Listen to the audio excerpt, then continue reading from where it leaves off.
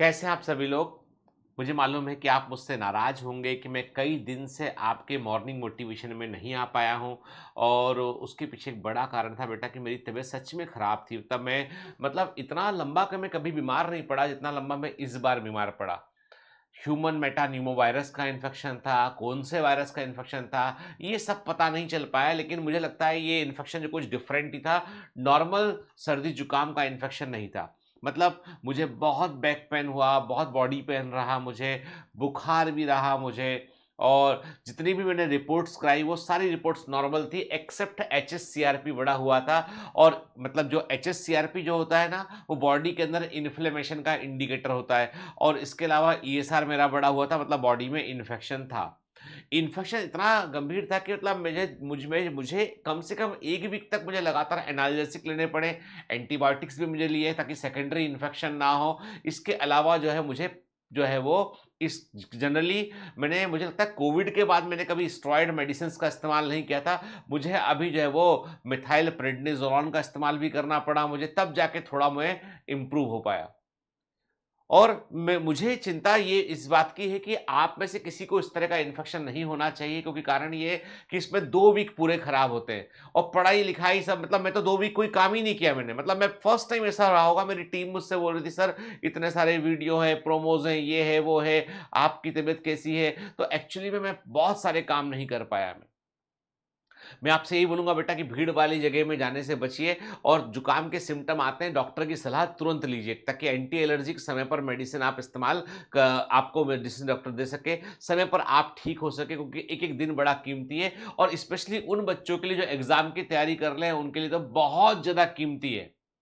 देखो बेटा है ना क्या होता है हम सब लोग जो है ना वक्त के अगेंस्ट ही जोड़ रहे हैं कि यानी जो जो हमारा हमारे हम जहाँ कंपटीशन में है ना वो कंपटीशन हमारा जो है वो विथ टाइम ही है वो टाइम के समय के साथ ही है और समय बहुत इंपॉर्टेंट चीज है भाई ठीक है समय बहुत इंपॉर्टेंट चीज है तो हमको एक बात का बहुत ध्यान रखना है बेटा कि हमें अपनी सेहत का भी ध्यान रखना है पढ़ने के अलावा मैं ग्लेटर बैच 1 के बच्चों से मैं हमेशा ये बोलता हूँ बेटा सेहत का ध्यान रखो, खाना अच्छे से खाओ, ठीक है? जो बच्चे भोपाल में रहकर पढ़ रहे हैं और वो भी जो टेस्ट दे रहे हैं रेगुलर बेसिस पर, उनको मैं यही बोलता हूँ बेटा कि बहुत ध्यान रखो अपनी सेहत का। को कारण ये है कि माँ-बाप भी नहीं है, म मम्मी-पापा भी पास में नहीं है और दूसरी बात है कि खाना भी हौसला खाना पड़ता है, उतना अच्छा नहीं होता वो। लेकिन वही वाली बात है ना बेटा कि ज़िद जब होती है, जुनून और ज़िद जब होता है ना, तो छोटी-मोटी तकलीफों को आदमी ज़्यादा देखता नहीं है वो। ठीक है? है ना? मैंने आपको इन 2 वीक बहुत मिस किया मैंने और मुझे लग रहा था कुछ खो गया है, कुछ ऐसा होता है ना फी एक एक मिसिंग आउट कोई चीज़ मिस हो गई है, वो मैंने फ़ील किया लगातार। पता नहीं आपका मेरा एक कनेक्शन बन चुका है और बहुत पुराना स कनेक्शन हो चुका है। अब कभी मैं देखता हूँ ना, तो मुझे लगता है कि 1500 के ऊपर के एपिसोड हो चुके हैं, जो मॉर्निंग मोटिवेशन 811, 812 जो भी नंबर आता है कि इसके पहले भी एक सीरीज़ हुआ है। तो मतलब मैं हालाँकि उतने सब्सक्राइबर नहीं है इस चैनल में, 50,000 के आस-पास भी नहीं पहुँचे हैं, लेकिन मैं तब भी कहता हूँ कि देखने वाले लोग बहुत ज़्यादा हैं, जो मुझसे सुनते हैं और मुझसे जो जुड़े हुए हैं। हाल ही में मैंने मेरा एक वीडियो जो है पोस्ट हुआ था जो आईआईटी बाबा के ऊपर था। उस वीडियो को मैं मतलब मैंने आईआईटी बाबा का रेफ़रेंस लिया था केवल मैंने, पर मैंने एक बड़ी कॉमन सी बात कही थी, वो ये कही थी मैंने कि डोमेस्टिक वायलेंस जो होती है, घरेलू हिंसा जो होती है, परिवारों में जो माहौल झगड़े का होता है, वो छोटे बच्चों के दिमाग पर बहुत गहरा असर डालता है। मैंने सिर्फ़ इस बात को कहा था और ये भी मैंने कहा था कि ये ज़रूरी नहीं कि उनके साथ ऐसा घटा हो। लेकिन बाद में उनके कई वीडियो आए जिनमें उन्होंने कहा कि ऐसा हुआ है और पिताजी मेरे हिरण्यकश्यप हैं, बहुत सारी बातें उन्होंने बोली कि और व्हाटएवर के मुझे उस उन व्यक्ति विशेष के डिटेल में नहीं जाना है। मुझे समाज के पॉइंट ऑफ व्यू से मुझे बात करनी है कि भई देखो ऐसा है कि छोटे जो बच्चे होते हैं ना वो कच्ची मिट्टी के समान होते हैं। जैसा उनको रूप मिलेगा वैसे वो ढल जाएँगे। आप नफ़रत का माहौल दोगे तो नफ़रती बन जाएँगे। आप प्रेम का माहौल दोगे तो प्रेम को फैलाने वाले बन जाएँगे के अच्छा-अच्छा आप बताओगे तो वो समाज के लिए अच्छा-अच्छा करेंगे। आप जो है वो गलत चीज़ें उनको की रोल मॉडल उनको दिखाओगे तो वो गलत करेंगे बेटा, ठीक है? तो उसमें क्या गलत है, ठीक है? मुझे बहुत नफ़रत मिली कि डॉक्टर तुम क्या जानोगे, तुम किडनी बेचने वाले, तुम ये वाले, तुम वो वाले। गालें, बहुत नफ़रत मुझे मिली। मैं कई बार सोचता हूँ कि हम कितने ब्रेन वॉश होते चले जा रहे हैं, कितना हमारा मस्तिष्क जो है वो कुंठित होता चला जा रहा है।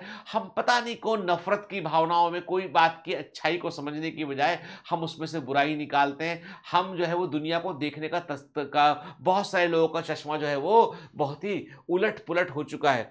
क्या हम वाक़ई में एक बेहतर समाज का निर्माण कर रहे हैं? कई बार मेरे दिमाग में एक क्वेश्चन आता है। लेकिन मुझे लगता है कि जो दुनिया चल रही है ना, अच्छे लोगों की वजह से चल रही है। अच्छे लोग अभी ज़िंदा हैं, ठीक है? और जब तक अच्छे लोग ज़िंदा हैं, कुछ बुरा नहीं हो सकता, ठीक है?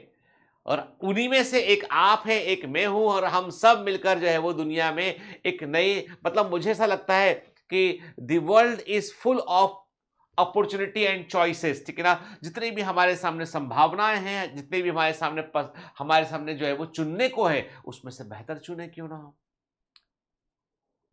मैं गोवा गया था अभी हाल ही में, तो मैंने गोवा में देखा वहाँ पे कि बहुत सारे लोग जो है वहाँ टूरिस्ट आए हुए हैं। हालाँकि मेरी तबीयत बहुत अच्छी नहीं थी, तो इसलिए मैंने कोई एक्टिविटी वगैरह कुछ भी नहीं किया, वीडियो भी नहीं बनाया। मतलब मुझे पता somehow I am not feeling well के अच्छा फ़ील नहीं कर रहा था। फिर आज मैं जहाँ यहाँ अपने स्टूडियो आया और मैंने अपने बॉम्बे के स्टूडियो को दोबारा से सेट किया पूरा, क्योंकि ये पूरा भोपाल शिफ्ट हो चुका था।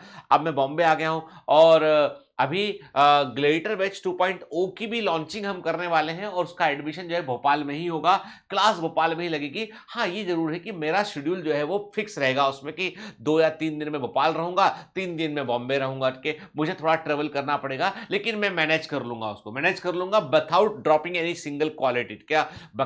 बाकी इसके अलावा जो है मैं ऐसा ऐसा बोलूँ आपसे कि मैंने सच बता रहा हूँ, मैंने ऑफलाइन क्लास जब फर्स्ट चलाया मैंने 25 मिनट के लिए ग्लेडिएटर बैच 1.0 बहुत कुछ सीखा मैंने बहुत कुछ सीखा और मेरे को लर्निंग मिली कि कब मुझे स्ट्रिक्ट होना है, कब मुझे बच्चों से बात करना है, किन बातों को एंटरटेन करना है, किन को एंटरटेन नहीं करना है। बहुत सिखाया बच्चों ने मुझे और मुझे कई बार ऐसा लगा कि हम लोग कुछ थोड़ा ज़्यादा पढ़ा रहे थे। क्या हम लोग जो है बच्चों को मतलब ऑनलाइन में हमको लग रहा था कि बच्चों को थोड़ा बताया जाए, लेकिन मुझे लगा नहीं, बच्चों को और थोड़ा नहीं, बच्चों को जो बताया जाए वो उनके दिमाग में बहुत गहरे से बसना चाहिए उठ के।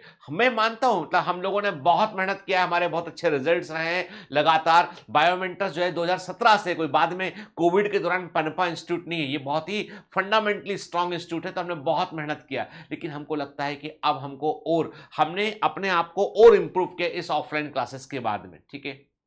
तो ग्लेडिएटर बैच 2.0 के एडमिशन भी ओपन होने वाले हैं। इसके अलावा जो है वो crash course, target batch, ambition batch, vision batch सब चलेगा, ठीक है? और इस बार टारगेट बैच में हम थोड़ा सा डिफरेंट पैटर्न पे काम करेंगे। इस बार हम 11th और 12th के पोर्शन पैरेलल चलाएंगे हम, ठीक है?